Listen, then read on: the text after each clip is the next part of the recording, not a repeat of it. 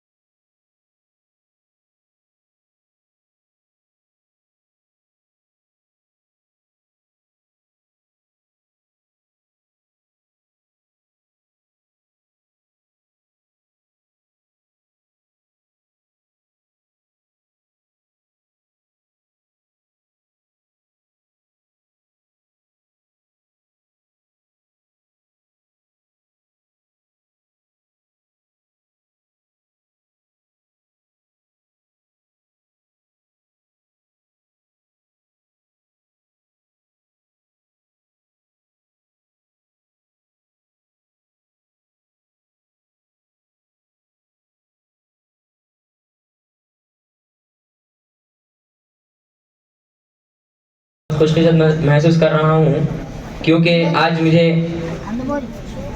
शायर मशरिक़ अल्लामा इकबाल का इंटरव्यू लेने का मौका मिला है।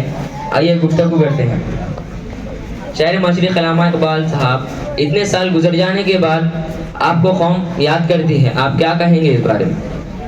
कौन रखेगा यार हमको इस दौरे खुदगर्जी में, कौन रखेगा यार हमको इस दौरे खुदगर्जी में। हालात तो ऐसे है कि इन बंदों को खुदा भी याद नहीं। बहुत खूब फरमाया। आपकी तरह आप किस तरह अपनी कौम को पैगाम देना चाहेंगे, बताइए। उसने किरदार में नूरे मुजस्सिम हो जाए, उसने किरदार में नूरे मुजस्सिम हो जाए, इब्लीस भी तुझे देखकर मुसलमान हो जाए। बहुत खूब माशाल्लाह। आपकी जिंदगी का मकसद क्या था? मेरी जिंदगी का मकसद दीन तेरे सरफराजी, मेरे जिंदगी का मकसद दीन तेरे सरफराजी, मैं इसीलिए मुसलमान और इसीलिए नमाजी। बहुत खूब माशाल्लाह। अल्लामा इकबाल, अल्लामा इकबाल, हम गुनाहों से किस तरह बच सकेंगे? मिट जाए गुनाहों का खसारा इस दुनिया से इकबाल, मिट जाए गुनाहों का खसारा इस दुनिया से इकबाल, अगर हो यकीन कि अल्लाह देख रहा है। मेरे भाइयों क्या करेंगे ना, गुनाहों से बचेंगे ना। सुभान अल्लाह। आज के नौजवानों को देखकर आपके क्या एहसासात है, बयान की। बिस्तर से उठकर मस्जिद जा ना सके इकबाल, बिस्तर से उठकर मस्जिद जा ना सके इकबाल, ख्वाहिश रखते हैं कब्र से उठकर जन्नत में जाने की। बहुत खूब माशाल्लाह माशाल्लाह।